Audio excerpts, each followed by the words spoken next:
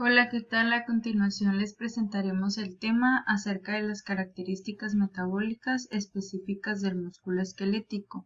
A manera de introducción, tenemos que el músculo es el principal transductor bioquímico que convierte energía potencial química en energía cinética, que es mecánica. El músculo es el tejido único de mayor tamaño en el cuerpo, ya que constituye poco menos de 25% de masa corporal en el momento del nacimiento, más de 40% en el adulto joven y poco menos de 30% en el adulto de edad avanzada. Existen tres tipos de músculo: está el esquelético, el cardíaco y el liso.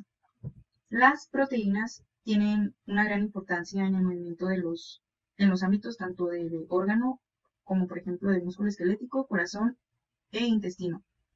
El conocimiento de la base molecular de varias enfermedades que afectan al músculo ha avanzado mucho durante los últimos años. El entendimiento de la base molecular de la distrofia muscular tipo Duchenne aumentó mucho cuando se encontró que se debía a mutaciones del gen que codifica para la distrofina. También se ha logrado un progreso importante en el entendimiento de la base molecular de la hipertermia maligna, que es una serie de complicaciones en algunos pacientes que reciben ciertos tipos de anestesia.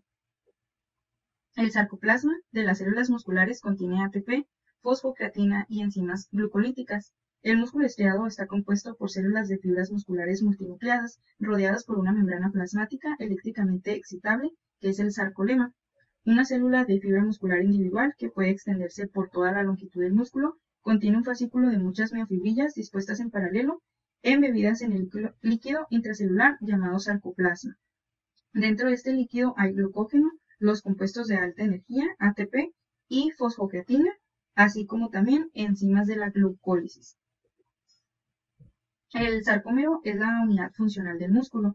Cuando la miofibrilla se examina mediante el microscopio electrónico, pueden observarse bandas oscuras y claras alternantes, es decir, bandas ancitrópicas, que significa birrifringentes en la luz polarizada, y bandas isotrópicas, que significa no alteradas por la luz polarizada.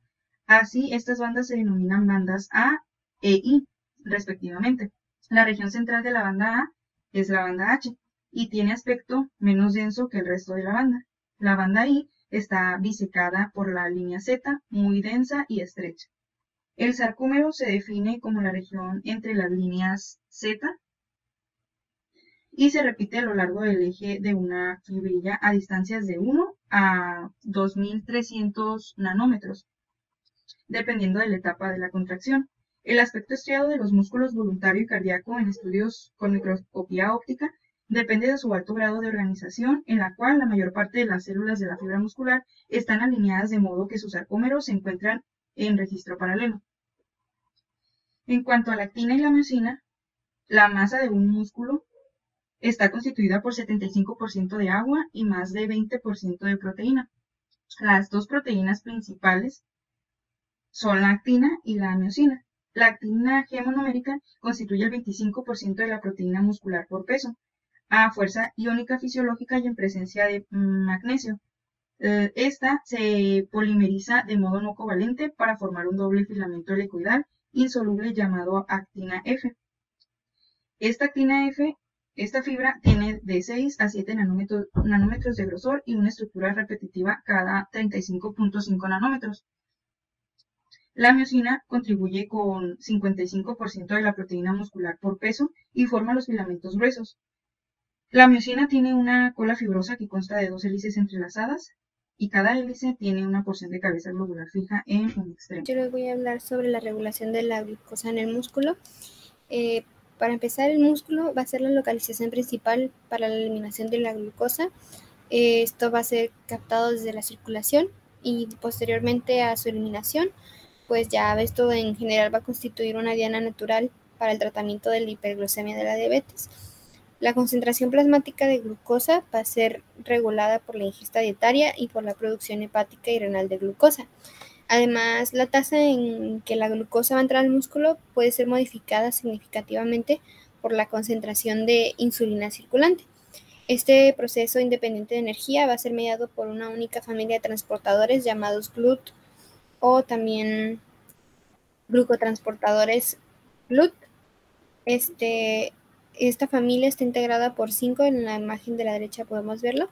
Si se fijan todos en conjunto, van a transportar glucosa junto con otras moléculas pueden decir galactosa, fructosa, galactosa, pero el GLUT4 es el que solo va a transportar lo que es la glucosa.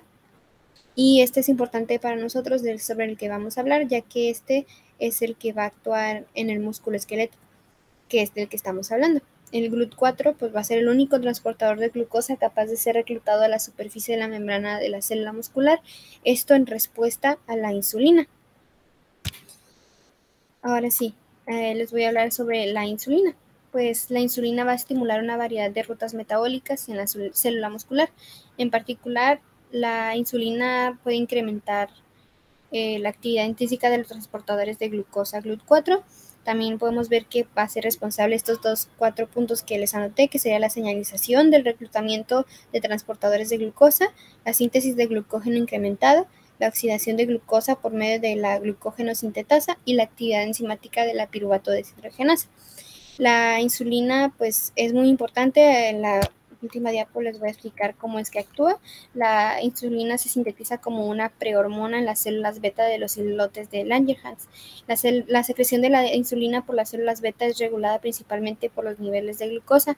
Una vez secretada al torrente sanguíneo, la insulina va a ejercer efectos metabólicos en las células mediante su unión al receptor de insulina. La acción de la insulina va a ser iniciada cuando esta misma se vaya a unir a su receptor, el cual va a estar localizado en la superficie de la célula. Este receptor va a ser un heterodímero que va a estar compuesto de 2 subunidades unidos ligados extracelularmente, los cuales van a estar conectados a 2 subunidades transmembranales, los cuales son responsables de propagar la señal de la insulina. Esto se debe a que la subunidad va a tener una proteína quinasa intrínseca que va a estimular su autofosforilación en respuesta a la unión con la insulina. La activación del receptor quinasa va a constituir el evento más rápido. Luego de la unión de la insulina con su receptor va a conducir a la fosforilación de varias proteínas celulares sobre los residuos de tirosina, y es así como se obtiene esta señalización. Yo les hablaré sobre la regulación de la síntesis y degradación del glucógeno. Para esto necesitamos conocer primero cuándo se activa tanto la síntesis como la degradación de este. Siendo así, la síntesis se va a activar cuando aumenta la concentración de glucosa y ATP, mientras que para su degradación es necesario que disminuya la concentración de glucosa en sangre para que ésta se lleve a cabo. Muy bien, una vez conocidos estos términos, adentrémonos de lleno en el tema. Comenzaremos con la regulación de la síntesis de glucógeno. Esta va a ser mediada principalmente por la insulina. Esta, al ser liberada del páncreas en respuesta a una elevación de la glucemia, se va a encargar de desencadenar una cascada de activación de la fosfoproteína fosfatasa. Esta fosfatasa va a catalizar la hidrólisis de los grupos fosfato de todas las enzimas implicados en el metabolismo del glucógeno, por ejemplo la fosforilasa quinasa o sintetasa. Como resultado tendremos la inactivación de la glucogenólisis y la activación de la glucogenogénesis. Siendo más claros, utilicemos este gráfico. Aquí, a través de su receptor, se activa una proteína quinasa que fosforila la proteína reguladora que mantiene unida e inactivada la fosfoproteína fosfatasa. Se activa una proteína quinasa que fosforila la proteína reguladora que mantiene unido e inactivada la fosfoproteína fosfatasa. Se activa una proteína quinasa que fosforila la proteína reguladora que mantiene unido e inactivado a la fosfoproteína fosfatasa, lo que va a resultar en su activación. Muy bien. Una vez aquí, la fosfoproteína fosfatasa activa va a actuar sobre 2 enzimas claves, inactivando la glucógeno fosforilasa y activando la glucógeno sintasa, la cual provocaría así la síntesis de glucógeno. Bien, ahora pasemos con su contraparte, la degradación. Las hormonas como la adrenalina y glucagón se van a encargar de activar las proteínas quinasas que fosforilan ambas enzimas. Al fosforilarse RG1 se impide que una a la proteína fosfatasa. Esto debido a que, ya que no puede unir al glucógeno, y activa al inhibidor 1, que se encarga de desactivar a la proteína fosfatasa 1, provocando así que no pueda actuar y dejando a la glucógeno fosforilasa libre, estimulando así la degradación del glucógeno. Para la regulación del catabolismo del glucógeno, tenemos que la actividad del glucógeno sintasa se encuentra regulada por fosforilación. Esta puede ser fosforilada en varios puntos por la acción de la pKa y otras quinasas. Produce una alteración de cargas en la proteína y asimismo se produce su inactivación, quiere decir que convierte la forma activa A de la sintasa en una forma B inactiva. Para la regulación de glucógeno fosforilasa, aquí se poseen 2 conformaciones, el estado activo y el inactivo. El equilibrio para la forma fosforilada A está desplazado hacia el estado R y el equilibrio para la forma desfosforilada B está desplazado hacia el estado T. Su diferencia se asocia a cambios en la alfa hélice que bloquean el centro activo en la conformación T. Para la regulación de glucólisis tenemos que un nivel alto de ATP inhibe el ciclo de Krebs. Este se acumula en citrato, o más bien, se acumula el citrato y luego este citrato debe de salir de la mitocondria. La fosfoproteoquinasa más el citrato, esta unión hace que se potencialice el efecto inhibidor del ATP y asimismo se frena la glucólisis. Pasando a las enfermedades por almacenamiento de glucógeno o también conocidas como glucogenosis, estos son trastornos del metabolismo de los carbohidratos que se producen cuando existe un defecto de las enzimas involucradas y suele darse anomalías de crecimiento, debilidad, agrandamiento del hígado, concentraciones bajas de glucosa en sangre o incluso confusión. Estas enfermedades se producen cuando los padres transmiten los genes defectuosos que causan estas enfermedades a sus hijos. Aquí podemos ver diferentes tipos de enfermedades con el defecto enzimático y las características clínicas, como por ejemplo la enfermedad tipo 3 o también conocida como enfermedad de Cori, donde su defecto enzimático es la enzima desramificante y sus características clínicas es que en la infancia puede haber hipotonía, debilidad, hepatomegalia, cardiopatía o hipoglucemia. En el adulto puede haber debilidad progresiva. Hablando específicamente de la tipo 1, o también conocida como enfermedad de von-Gierke, es una enfermedad claramente metabólica, es rara y hereditaria. Es provocada por deficiencias en el sistema de la glucosa 6-fosfatasa. Esta se compone de 4 proteínas, por una parte la enzima catalizadora glucosa 6-fosfatasa, que transforma la glucosa 6-fosfato proveniente del glucógeno hepático y la glucogénesis en glucosa, y por otra las enzimas transportadoras de la glucosa 6-fosfato, del fosfato inorgánico y de la glucosa libre. Aquí podemos ver algunas manifestaciones clínicas que puede haber en los recién nacidos, donde se puede presentar hepatomegalia, distrés respiratorio, lactoacidosis y convulsiones hipoglucémicas. En la niñez puede haber hipoglucemia, ausencia de la respuesta de la prueba del glucagón o adrenalina, aspecto de muñeca, intolerancia del ayuno, niveles altos de ácido láctico, colesterol y grasas en sangre. En la pubertad puede haber retraso de la pubertad y desarrollo insuficiente, cálculos renales o insuficiencia renal, o hasta una proteinuria y microalbuminuria.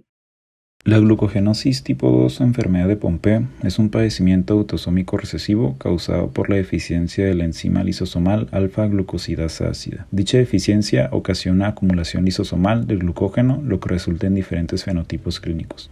Aunque la enfermedad de Pompe ha sido clasificada en una variante de inicio temprano infantil y otra de inicio tardío del adulto, no existe un punto de corte claro. Por lo tanto, se tienen que tomar en cuenta manifestaciones como hepatomegalia, cardiomegalia, retraso en el neurodesarrollo, insuficiencia respiratoria, diaforesis, entre otros. Para poder establecer el diagnóstico con certeza en un individuo con sospecha de enfermedad de Pompe, se recomienda una determinación de la actividad enzimática de la alfa-glucosidasa ácida en sangre seca en papel filtro y una confirmación del resultado. Además, se recomienda proporcionar asesoramiento genético en los padres o pacientes con variantes tanto temprana como tardía de la enfermedad de Pompe. La glucogenosis tipo 3 es una enfermedad genética de herencia autosómico recesiva. Esta enfermedad se produce por variantes genéticas del gen AGL, que es responsable de la actividad de la enzima desramificadora del glucógeno, lo que se traduce en la disminución o fallo al utilizar las reservas de glucógeno, ya que esta enzima se encarga de sacar el glucógeno para producir glucosa, por lo que el glucógeno se almacena principalmente en hígado y músculo. El tratamiento para la glucogenosis tipo 3 se basa en 3 puntos esenciales. El primero de ellos es la prevención de hipoglucemias, el segundo un aporte alto de proteínas y por último un control del aporte de hidratos de carbono. Por último, podemos concluir que el músculo esquelético juega un papel muy importante en la regulación de la glucosa en todo el cuerpo, además de la importancia de sus componentes, el gasto de energía durante el ejercicio y las diferentes patologías que se pudieran llegar a presentar por un almacenamiento de glucógeno.